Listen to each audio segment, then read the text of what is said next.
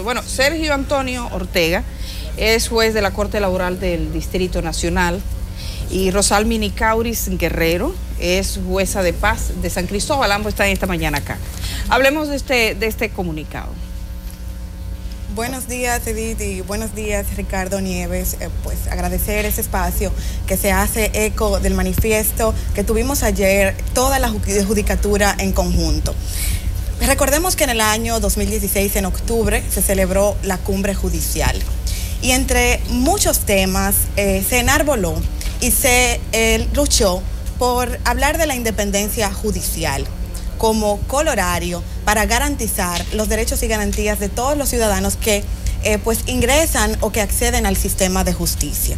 En todo el devenir del año 2017 hemos visto que las promesas que se pues plantearon en esta cumbre judicial pues se han debilitado y han ocurrido una serie de eventos que han tenido pues como objeto atropellar el ejercicio de los jueces en República Dominicana. Se supone, y estamos seguros de ello, que la garantía de la independencia judicial no es solamente en favor de los magistrados y de la judicatura, sino de la ciudadanía en general. A partir de ayer se han generado muchas notas de prensa, muchos comunicados que establecen que los jueces estamos accionando tal vez para autoprotegernos. Y esa no es la idea que queremos vender en este momento. Lo que queremos señalar es que no puede hablarse de democracia si el poder que está llamado a controlar los actos de gobierno no tiene independencia para actuar en el ejercicio de sus funciones. Esa falta de independencia, ¿cómo se expresa, magistrado? Bueno, es que en una sociedad donde los jueces tengan miedo para tomar decisiones, no habría justicia. Porque si cada vez que el juez, que todos los casos que llegan a los jueces son graves, sean laborales, civiles, penales, todos son graves. Si cada vez que el juez va a tomar una decisión, puede estar pendiente de que la comida de sus hijos depende de lo que él está decidiendo, usted tendrá un hombre timorato, asustado, donde las reglas del derecho no serán las que gobiernen lo que decida, sino su propio temor o sus necesidades. Entonces de ahí es que ha surgido pues esta situación que ha dado, digamos, en la diana, que ha enardecido de alguna manera los ánimos, porque nadie se opone a que se investigue. De hecho, todo juez que defienda su carrera quisiera que cada vez que se mencione un juez o algún evento que involucre el sistema de justicia, se investigue, porque al investigado es el primero que le conviene que se aclaren las cosas. Ahora, lo que no es posible es que un juez, porque tomó una decisión X en el marco de sus competencias, sea cuestionado por el contenido de sus decisiones. Es decir, en ausencia de un elemento que permita demostrar prima facie que ha habido alguna situación corrupta, algún favoritismo, que ese juez no deba ser sancionado de manera previa por el contenido de su decisión. Una cosa distinta es que una vez se agote todo un debido proceso, si resulta responsable, claro, pague las consecuencias. Así es. Yo decía que ustedes tardaron demasiado en hacer esto, pero qué bueno que lo hicieron. Es que la gente ahora ha aprendido a valorar que una sociedad sin justicia es una pantomima. Una sociedad que no tenga jueces independientes, que tengan la convicción de su conciencia, de su talento y de aquello que diga la ley, no va para ningún lado. La gente está empezando a valorar eso. Por eso ha sido tan impactante ese día de ayer. Ricardo, es un hecho sin precedentes el que toda la judicatura se haya unido en una sola masa. Y realmente ayer hablábamos de que tenemos que reconocer una responsabilidad que recae en nosotros, porque por mucho tiempo los jueces estaban apartados de la sociedad. Esto no es posible en un mundo en donde la información está en primer plano. No podemos dejar que la prensa muchas veces distorsione la información y deje de reconocer el trabajo encomiable que hacen los jueces de la República Dominicana. O sea, jueces que si analizamos incluso las condiciones en las que trabajamos en comparación con toda Latinoamérica, vamos a ver que realmente trabajamos en condiciones muy precarias. Pero al margen de eso, magistrada, traslado abusivo, especie de castigo, degradaciones, premio de manera injustificada, privilegios a gente que no tiene los méritos. Escogen político y lo meten y lo sientan en la silla de los jueces, violando incluso el escalafón y la carrera. Todo eso fue ocurriendo y los jueces no reaccionaban. Mire, Ricardo, la ley es igual para todo y tiene que aplicarse en la misma proporción. Y ahí entonces tomo la palabra del magistrado Sergio Ortega y digo que los jueces no estamos de acuerdo en defender actos corruptos dentro del Poder Judicial. Lo que queremos es que en lo inmediato se dicte un reglamento que regule lo relativo a la potestad sancionadora del Consejo del Poder Judicial. No es posible que los jueces, dando decisiones fundadas en derecho, sean sometidos a juicios disciplinarios. Y quien nos ve ahora dirá, bueno, pero es que un juez tiene conocimiento de ley y válidamente pudiera fundar una decisión en derecho cuando ha cometido actos de corrupción. Es que estamos de acuerdo con investigaciones. Estamos de acuerdo incluso con sanciones graves, si tienen que intervenir sanciones graves. Ahora, el debido proceso de ley que establece el artículo 69.10 de la Constitución no solamente debe aplicar para las actuaciones jurisdiccionales, sino para que en los procesos disciplinarios que lleva a cabo el Consejo del Poder Judicial puedan respetarse las reglas del debido proceso de ley. Y hay que hacer un símil, porque a la sociedad hay que ponerle ejemplos llanos para que pueda entender. Uno de los principales males que se ha dado en la judicatura es lo relativo a la suspensión sin disfrute de sueldo de manera indefinida y sin escuchar a los jueces sumaria en relación a los cuales se ha decidido este tipo de asuntos. Usted que está viendo la televisión ahora, que va para su trabajo, ¿cómo se sentiría un ciudadano común si llega y cuando entra a su oficina ve encima de su escritorio una resolución de cualquier tribunal informándole que por X investigación que se ha aperturado en su contra, va a ser preso preventivamente en la cárcel pública de La Victoria? Eso es para poner un ejemplo. El que no sabe de derecho y escucha este símil va a decir, pero es que esto es ilegal, sin escucharlo, esto no puede ser. Sin investigarlo previamente. Porque es que la decisión de suspensión afecta no solamente la moral del juez, es todo un trayecto profesional.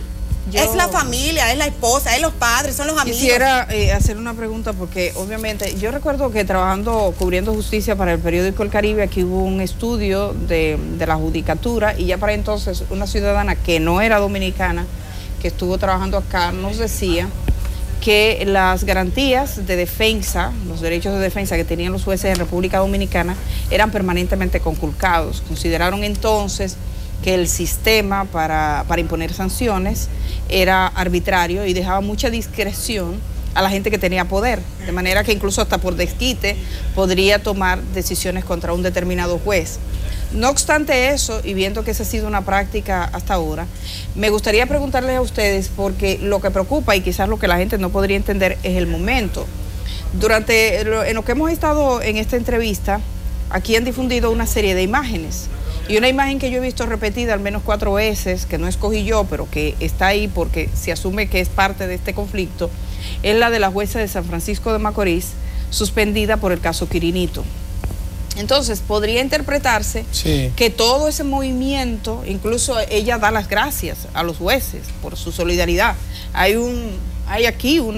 Trajeron aquí una información, la veía esta mañana, puedo pedir para que nos busque. Entonces parecía que hay todo un movimiento y que ustedes están enojados por una sanción específica a dos jueces. Hay gente que lo ha querido tomar así. A 2 jueces que son que están en un caso tan complejo y que molesta tanto como el caso Quirinito.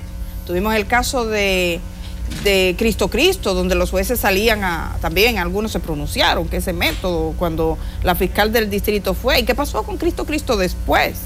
Entonces, yo no sé si ustedes como jueces prudentes, que guardan cautela frente a los casos, están asumiendo estos 2 casos, si fue esos 2 casos que motivaron el comunicado conjunto de toda la judicatura, ¿sí?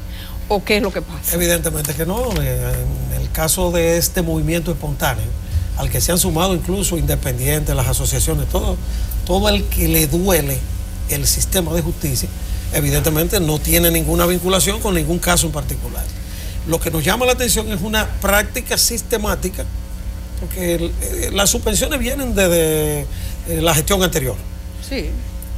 La ley de carrera contempla la posibilidad de que un juez en estado de investigación pueda ser suspendido hasta por 3 meses, lo cual no deja de ser una injusticia, porque el salario de un juez es un mínimo vital que no le pertenece a él, que es prácticamente de su familia, de sus hijos y de los compromisos que tiene. Ese es el sustento de él como persona, ¿no? Pero reconozcamos que la ley de carrera contempla esa posibilidad y el reglamento administrativo se coló una facultad de suspensión sumaria que si lo analizamos desde el punto de vista constitucional dejaría mucho que decir, pero bien, reconozcamos que existe la disposición.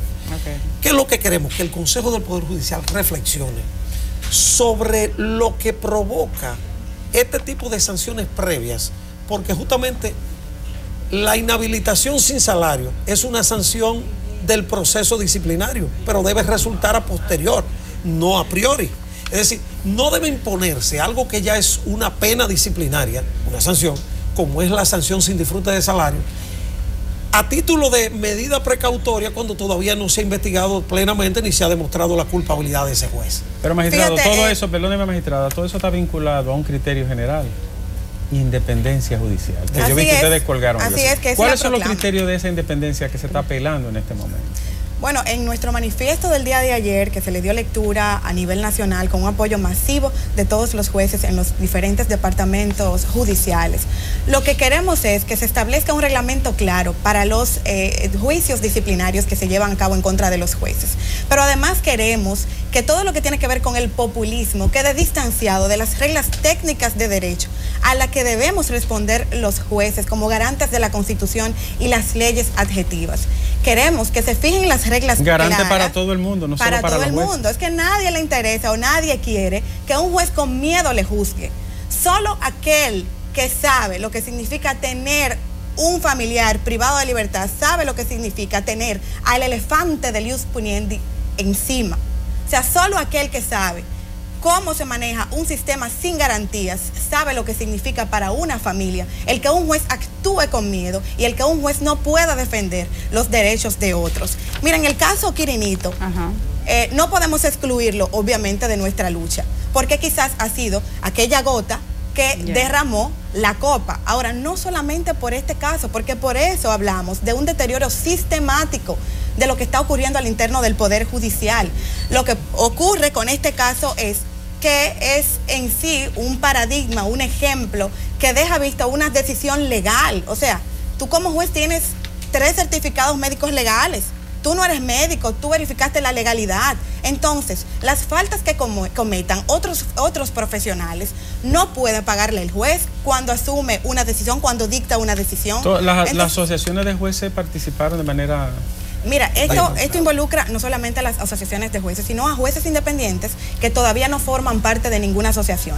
Y por eso hablaba de un movimiento sin precedentes en toda la historia de la República Dominicana desde su constitución. Yo digo las asociaciones, magistrado, porque las asociaciones empezaron muy bien, sobre todo una, y luego vi como que se curvió. Bueno, una de las cosas, tenía que curvarse necesariamente porque lo curvaron. O sea, la mayor parte de los miembros provenientes de la Asociación de Jueces acá, o lo que tenía la directiva, fueron trasladados de casi sumariamente de donde estaban. Jueces que estaban en una corte importante, tú te lo encontrabas no hay uno que enviado, lo carga papeles. Sí, en lugares donde no hacían nada. O sea, hubo, yo no sé, usted me dirá si la no es desmembraron, así, pero alguien me dice, sí, prácticamente la desmembraron. Jueces por ejemplo, del Tribunal Superior Administrativo, que eran jueces destacados que no habían tomado decisiones importantes o que no obedecieron, no favorecieron a determinadas oficinas de abogados, lo mandaron a cargar papeles y a hacer tonterías. Entonces, yo no sé si ustedes les consta, pero bueno, lo primero es aclarar. Si nosotros lo sabemos, ustedes saben. Lo primero es aclarar que no es el caso Quirinito el que hay destapado. No, nosotros estamos hablando de Aleida y Willy Núñez. 2 jueces emblemáticos respecto de los cuales, caramba, ¿qué es lo que está pasando? Pero ya habíamos tenido al magistrado Pacheco y una serie de jueces que han estado siendo suspendidos en condiciones de previa investigación. A Rafael Ciprián lo mandaron a recoger papeles. No, el magistrado Rafael Ciprián está en la corte donde yo estoy. ¿Dónde está usted? Ya no está recogiendo papeles. En la corte de trabajo. Pero él estaba en el superior administrativo. Sí, como estuve usted yo. También. Yo usted fui también presidente estuvo de una sala del superior administrativo, estoy en la corte de trabajo del distrito. Pero es una degradación. Bueno, si uno lo ve desde el punto de vista de la cantidad de ingresos o del estatus, no me hable de ingresos, eso es una degradación. Pudiera ser una degradación, pero bueno, a veces el sistema te necesita en determinados lugares y a veces lo que pareciera una sanción termina siendo ¿por qué no sacaron? Pero es que eso es parte, Ricardo y Edith, de la independencia judicial. Es que el Poder Judicial es quien tiene, según las disposiciones del artículo 139 de la Constitución, el poder de control de los actos que emiten los otros 2 poderes del Estado. Entonces, un tribunal que choca de manera directa con los intereses del Estado Sí. Obviamente que no Es va a parte de la independencia, es querer verdad. un juez independiente, porque un juez independiente tiene la facultad de condenar patrimonialmente a un Estado a millones de pesos, Claro. y eso no es lo que yo quiero en un tribunal de la República Dominicana. Por eso estamos hablando de independencia. Por eso la que va más independencia allá judicial. de... Va más allá. Es que la independencia judicial, por eso reiteramos, no es una garantía para mí como juez y para mi familia. Es una garantía para que aquel descalzo, que anda descalzo día a día, Yo digo que es la mayor garantía. pueda ver sus garantías respetadas. Señores, ayer hablábamos también de la debilidad institucional que hay en República Dominicana. Aquí cualquier persona sale un día y cae presa por drogas. Aquí cualquier persona dura preventivo preso 5 años. ¿Usted sabe por qué? Porque es un caso grande de sustancias controladas y el tribunal no se atreve a ver ningún caso o ningún imputado en particular. Nosotros conocemos procesos en donde un joven dura 5 años preso preventivamente y no se le varía medida de coerción porque el caso es muy grande. Pero resulta que a los 5 años ese joven es juzgado y a sorpresa no hay ninguna prueba en relación a esa persona. Pero no se atreven, pues. Pero ¿y ese señor que dejó un niño de 2 meses de nacido y que el niño ya no le conoce? Que la esposa tuvo que enfrentarse a trabajar, que se le murió uno de sus padres en ese interín. ¿Quién le devuelve esa salud mental? ¿Quién le devuelve la moral? No había pruebas, pero los jueces no tenían la autonomía de aplicar derecho como debían. Entonces entiendo que es más bien por el mensaje. Con respecto a los jueces del caso Quirinito, y me gustaría dejarlo claro porque yo veía las opiniones, por ejemplo, en las redes sociales, y se puede prestar a confusión. Ustedes no están diciendo que esos 2 jueces sean inocentes. O sea, que ustedes consideran que se ha hecho una injusticia, le han suspendido. Ustedes están cuestionando el procedimiento.